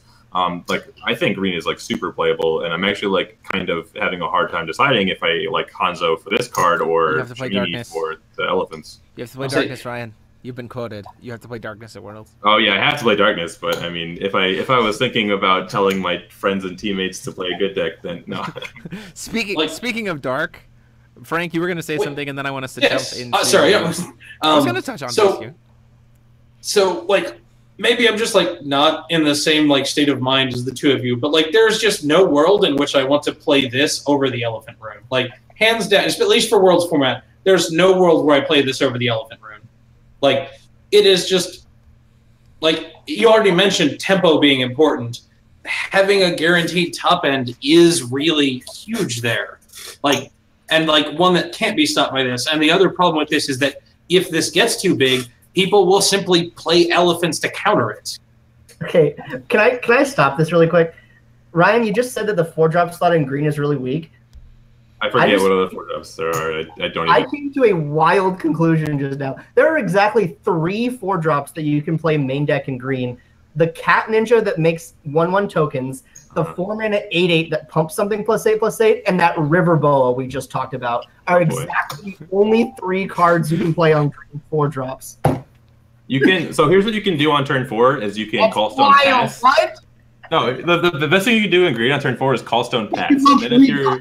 And if your rune deck has the Song of the Fairies and Raft downstream, then if your opponent plays a card, you cancel it. If they don't play a card, you just look at your top 4, pick 2 green cards, and put them in your hand. And because, I understand that having guaranteed top end is really good, but we want to play Jubei, we want to play some obscene number of Kurara or whatever the heck her name is, and those are our 5-drops. But we have the Exploring underneath the 0 mana green rune that just searches your top 5 for a green guy.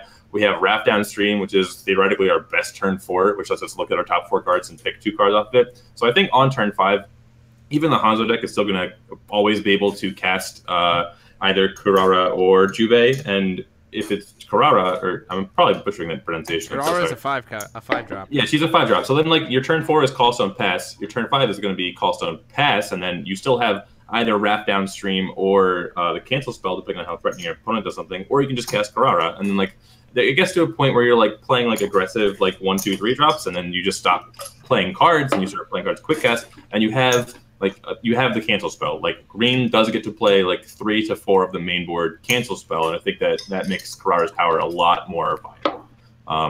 And, like, you don't want to play Elephants on 5 because you want to just, like, not play anything, I guess. But, I mean, like, is the argument. Like, Jeff. Hanzo's so much more. Jeff, I call on you to share any last thoughts before we move into darkness.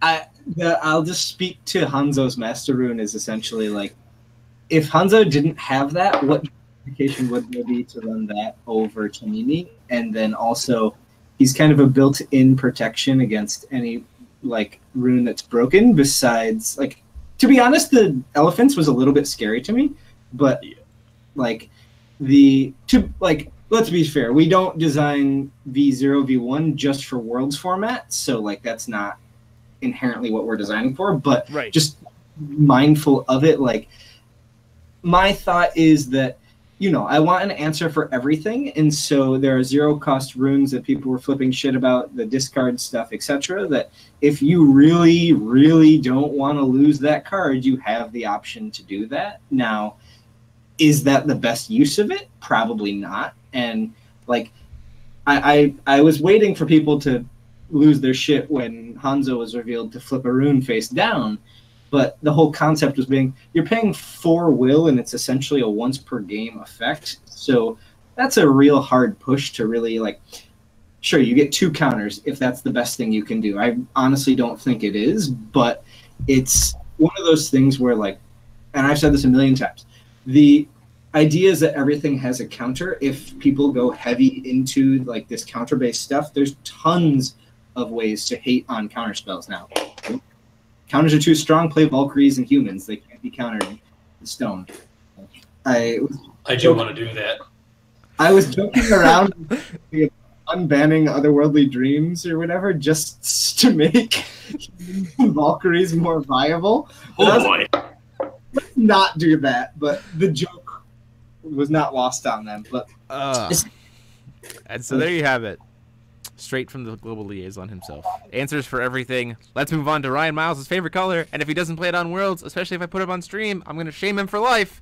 Darkness. First up, we have Corpse Sorcerer, which is Valkyries trying to be in not Valkyrie colors. It is a 3-cost 6/6, 2 black and 1 zombie/wizard. Since enter, put target zombie with total cost 2 or less from your graveyard into the field. Let me just look at it really quick on the website. Frankenstein, Patchwork Frankenstein is a 2-drop zombie. I like Patchwork Frankenstein a lot. I think that 2-mana 10/10 and his downside is not that bad.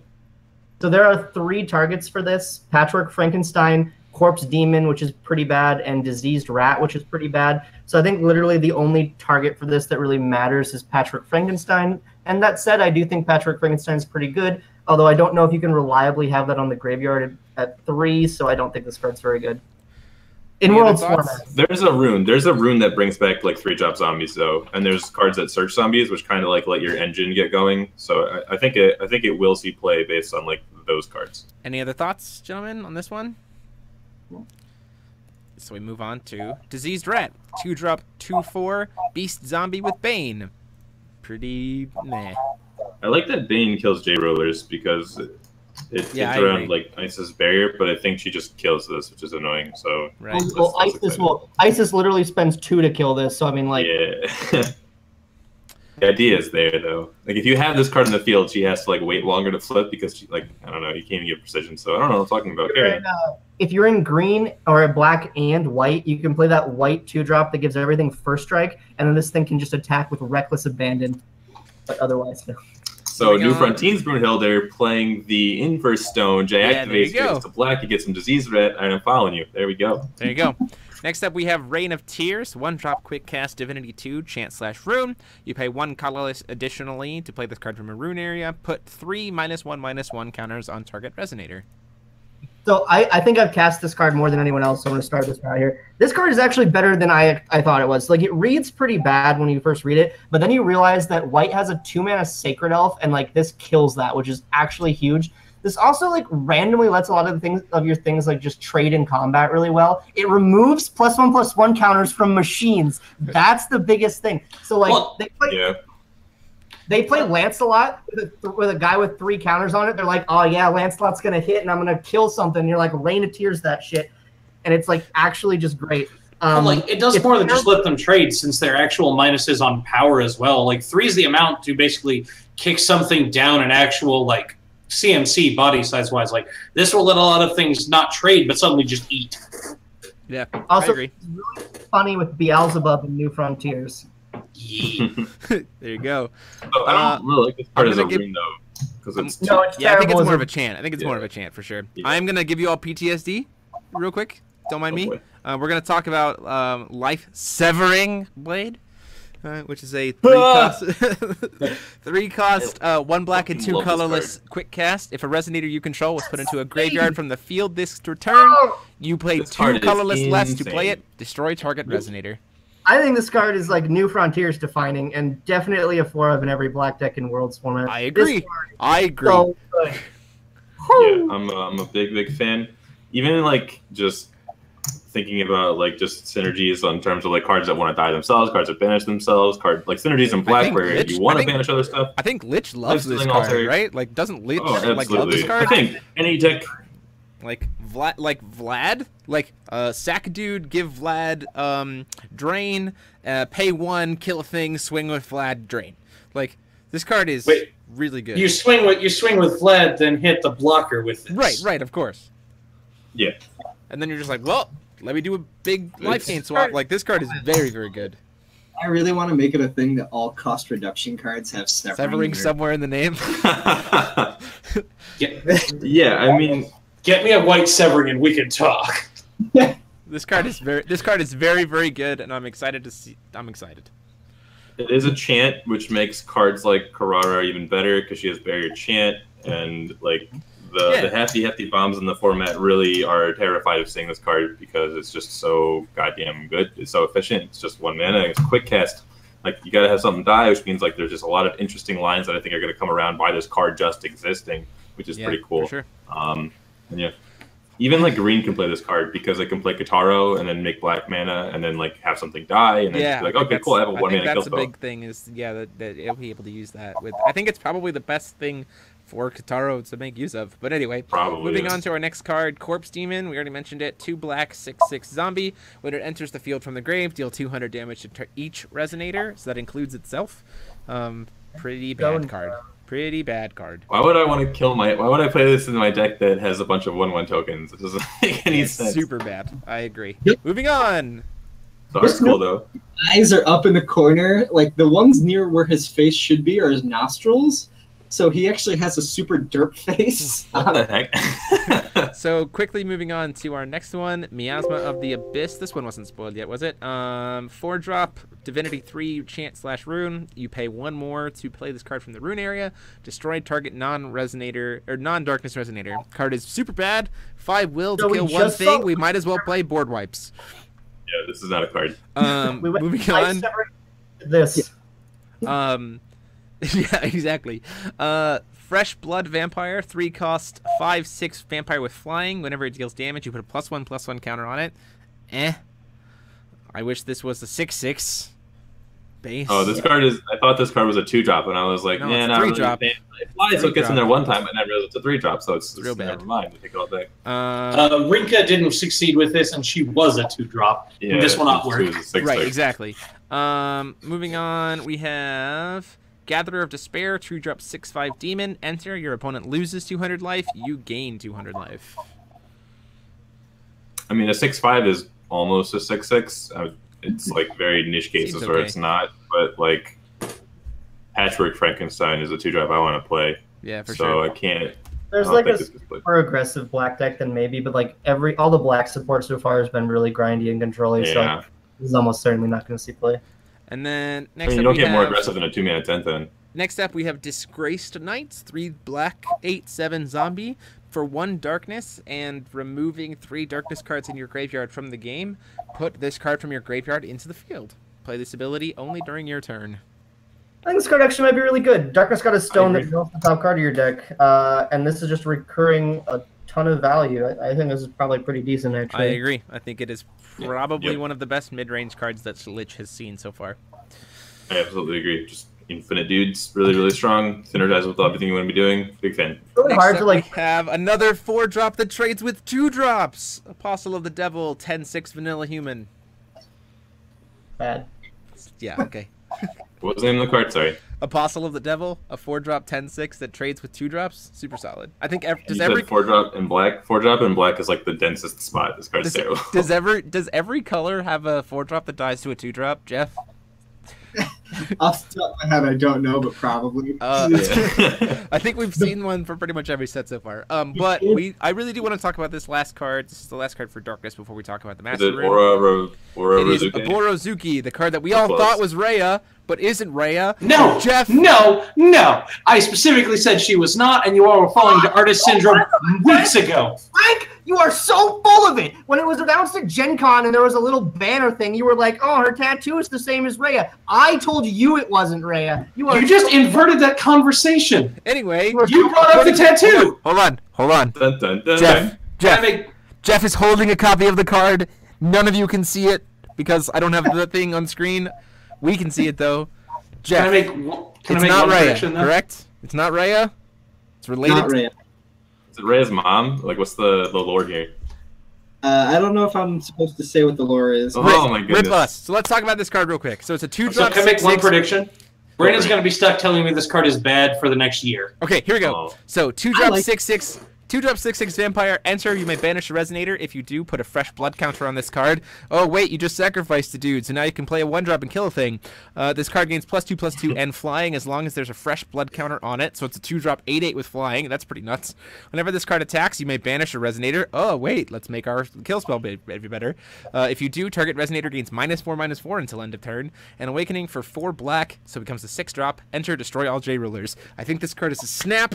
4 costs, 4 of in every Darkness deck in Worlds format. I think this card is nuts. Yes. I don't know about that. I think this card is straight nuts. It's So it's you have me 2-drops. sold when you just say 2-mana 6/6 with upside, and then you say Right. it's actually a 2-mana 8/8 flyer with upside because it still has like that. And then it can be a attacking, 6/6, and then it can be a 6. Oh, okay. Yeah, I think this it's card really is good. nuts. It's like one of the only outs to Osiris or Isis. I don't know what I'm saying. Where like it just destroys her and there's nothing she can do about it. So like I think it's just like I think this card Flying is. card, I think absolutely. this card is very strong. big fan. I think you guys might be a little more into it than I am. I It's told not you. that good. I think it's that good. Super fun to like. I'll just say from like just goofing around testing, playing the 4/4 that makes a token when it dies. Yeah. Into that, just I know it's not the most powerful thing you can do, but it feels really good. Isn't to there a be one? like- There's a 1-drop that makes you a 1/1 token when it dies too. Yep, that's the card he's talking about. And that's No, like it gives there's a you- 4. There's a 4-drop that makes 2 1/1s and a 1-drop no, that makes 1 1 the- 1. Yeah, the there's one- the 1-drop into this. Like Yeah. so, like you play you swing with it, swing for 4, play her, you get her as an 8/8, you get your token. Then the next turn, if they have a blocker or something, just sack the token to kill their elf or whatever. Yeah, Just- it's It's real not, good. there's definitely other good stuff, but like just that line of play is so simple but so satisfying Oh to yeah, actually. man. And then late game, like having an answer to J rulers, like especially Lucifer Judgment's late. So like having something if they've judgmented early or earlier than you per se, that gives you the response to just nuke their side and then judgment after the fact and essentially lock them out of the game. But anyways, Well, super satisfying. yeah, it's the Oh. card. I really like it, but we have one more Darkness card to cover for tonight. Oh, And can I do then- one note on like Sure. general direction from this set? Sure. I'm really happy with the number of symmetrical board wipes in this set. I've actually been like, I know a lot of players have enjoyed like the power of them, but like it was really awkward just having these asymmetrical board wipes everywhere. So Yeah, I like it. every deck had a board wipe for a year. Yeah, I agree. So we have our last Master Rune. It is 2-drop Cycle of Death. 2 Darkness Master Rune, Divinity 2 Quick Cast. This turn, whenever a Resonator you control is put into a graveyard from the field, your opponent banishes a Resonator. Did we not show Unleash the Hounds yet? Oh, did I miss that card? I don't think we talked about it, and that's like the card that I like a lot with Is that in the structure deck or in the set? Yeah, we haven't talked about any of the structure deck runes That would be besides why. Oh yeah. Because we're not going to talk about structure deck cards the tonight. worse than Black Rosario, I right? agree. Okay. Probably. I haven't put a whole lot of thought into it. I think so. Yeah, that sounds about right. It's interesting potentially. Is Black Rosario cast? It's interesting with Vlad. So it's an interesting follow-up to Vlad. And we know that there have been... Can you activate... Jeff, I don't remember. Can you activate Vlad's Drain effect more than once per turn? Oh, yeah. Yeah, So, like, even, it's drain. interesting. It's interesting synergy there where you can have Vlad on board, and we've seen that sometimes Faithful Vampire could just be nuts in terms of gaining a ton of life. So, like, you could go Vlad, have a bunch of little tiny dudes, play this, sack all your guys to Vlad to give him Drain. You one-sided board right kind of your opponent's side of the field, and then go, I'm gonna gain 6 grand. Cool, thanks.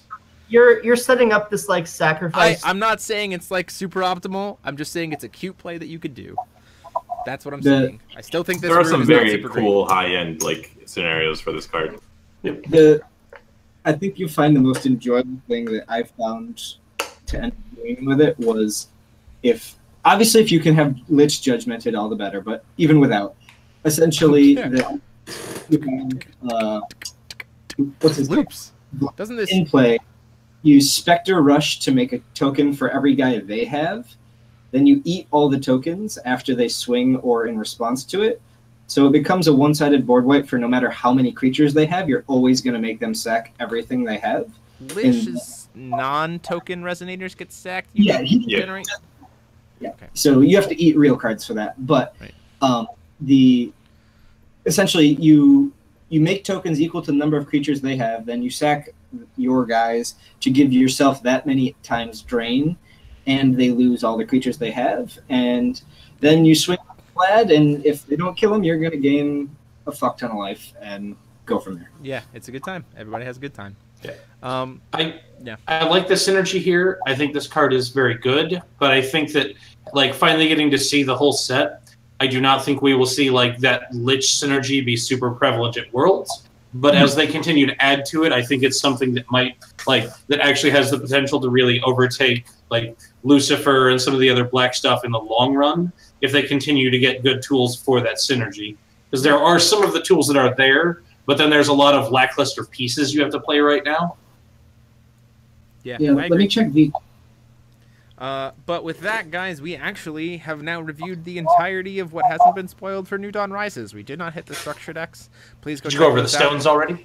We did not go over the special magic stones. We will go over those when we go over the structure decks if we talk about that next week, because I would like to try to talk about structure decks next week. But thank you guys so much. Also, happy birthday to Ryan Miles!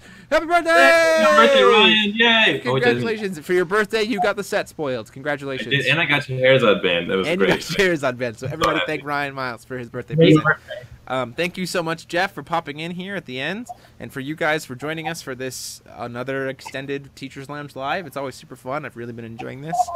We will be back next week. Monday at 9 p.m. Eastern Standard Time to talk to structure decks as we prepare for Worlds format. Again, if you link in the descriptions down below, please go check out the Ruler School apparel, the Patreon, potentially go pick up a Ruler School playmat. It really helps to support the channel and helps us do a lot of cool things on the channel. Super supportive and just all around really appreciate it. Thank you guys so much for joining me here on the Teachers Lounge. It's always great to talk to you guys. And until next time, we're not going to do a fun topic this week just because it's kind of late. And I didn't check who won the fun topic last week, so we'll have a go vote. Go vote.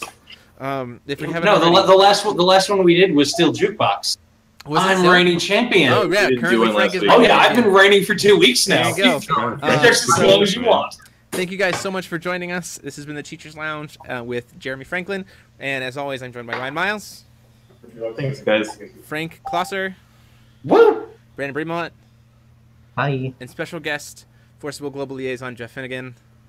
Hey guys. Thanks, Take guys, care. and we will see you next week. Have a good one. Woo.